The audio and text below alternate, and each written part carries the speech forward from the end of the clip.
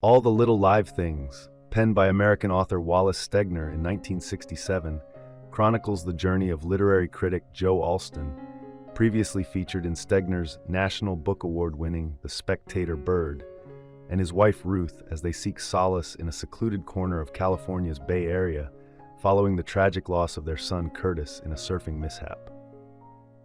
Amid their retreat, Joe crosses paths with two emblematic figures of the countercultural zeitgeist, hippie squatter Jim Peck and the earthy Marion Catlin. Stegner's stature as a prominent 20th-century American novelist is underscored by the significance of the Allston novels in his oeuvre. Settled in a remote locale of California, Joe and Ruth have fashioned their own abode amidst sprawling, untamed terrain.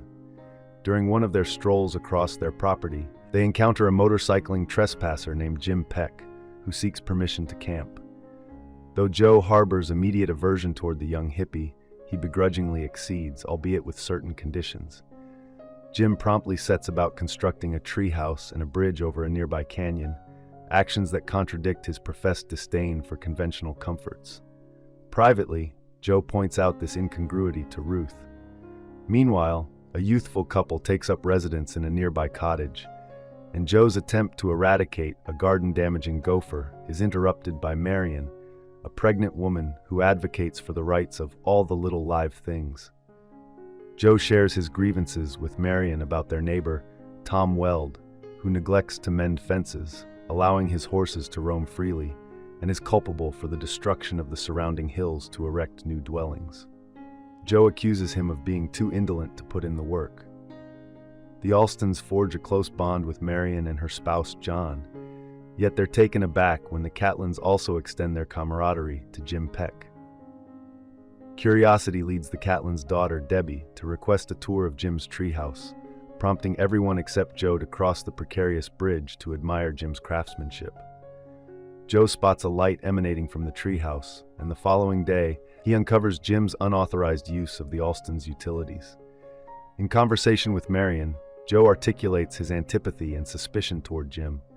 Marion conjectures that Joe's sentiments might be intertwined with his son Curtis, a kindred free spirit akin to Jim.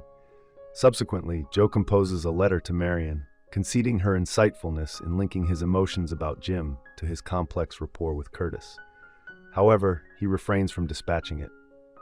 The Allstons and Marion partake in a 4th of July festivity hosted by their neighbors, the Loprestis. During the event, Joe overhears a dispute between Fran Lopresti and her daughter Julie, who has been romantically involved with Jim. Joe offers Marion a ride home, during which she discloses her battle with cancer. Joe inquires about her treatment regimen, but Marion elucidates that even radiation therapy holds little promise. Despite Joe's insistence on its efficacy, Marion expresses her determination to shield her unborn child, even if it entails sacrificing her own life. Joe is consumed by distress and ire. Upon returning home, he finds Jim hosting a gathering in the treehouse. Joe intervenes, instructing Jim to vacate the premises by week's end. Several days later, Jim seeks clarification from Joe regarding the eviction notice, to which Joe reaffirms his seriousness. Jim informs Joe of securing funding to establish a progressive school on the premises, yet Joe remains steadfast in his insistence on Jim's departure. Despite Jim's indignation, he dismantles his treehouse and leaves. Joe and Ruth attend to Marion's deteriorating health. Joe endeavors to convince John to urge Marion into seeking medical intervention, but John rebuffs his entreaties. As Marion's condition worsens, she adopts a distant attitude toward Debbie to ease the impending loss for the girl. Joe endeavors to dissuade Marion from this approach, deeming it contrary to her principles, but she remains resolute. Marion's suffering intensifies, and she reaches the end of her journey in agonizing torment. While en route to the hospital, they encounter a blockade comprising Jim Peck on his motorcycle, Julie Lopresti on her horse, and other youths. Joe's sounding of the horn causes Jim to lose control, leading to a chain reaction that startles Julie's horse, resulting in its fall through the dilapidated bridge, obstructing the road. John is compelled to euthanize the horse to clear the passage. Joe mourns the fact that this is Marion's final encounter with the cherished natural environment. Marion and her unborn child succumb to their ailments. John and Debbie relocate elsewhere. Julie, pregnant with Jim's offspring, finds solace in renewed closeness with her mother. Meanwhile, the Weld's urban expansion proceeds without impediment. I hope you enjoyed this video. Leave a like if you did, and be sure to subscribe. Thank you.